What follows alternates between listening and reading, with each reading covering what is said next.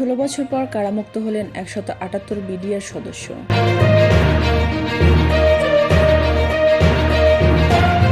মির্জা ফখরুলের দাবি আরেকটা 1-11 এর ইঙ্গিত, এটি বিএনপির বিরুদ্ধেও ষড়যন্ত্র বলে মন্তব্য করেছেন উপদেষ্টা নাহিদ ইসলাম। ইস্ট বেঙ্গল রেজিমেন্টের কর্নেল অব দ্য রেজিমেন্ট হলেন সেনাপ্রধান ওয়াকারুজ্জামান। আওয়ামী লীগকে এদেশের রাজনীতি করতে দিব না, যারা চেষ্টা করবে তাদের প্রতিহত করা হবে বলে মন্তব্য করেছেন আক্তার হোসেন। সীমান্ত পরিস্থিতি নিয়ে ভারতকে কঠোর হুঁশিয়ারি দিয়েছেন সার্বভৌমত্ব সুরক্ষা পরিষদ।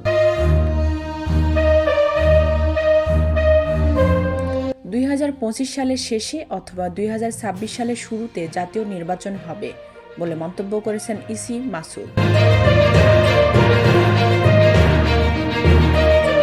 116 অনুচ্ছেদের জন্য বিচারকরা সরকারের কাছে জীবন বলে মন্তব্য করেছেন আইনজীবী শিশির মনির। 15 কোটি টাকা অস্বাভাবিক লেনদেনের অভিযোগে বগুড়া 5 আসনের সাবেক এমপি হাবিবুর রহমানের বিরুদ্ধে দুদকের মামলা।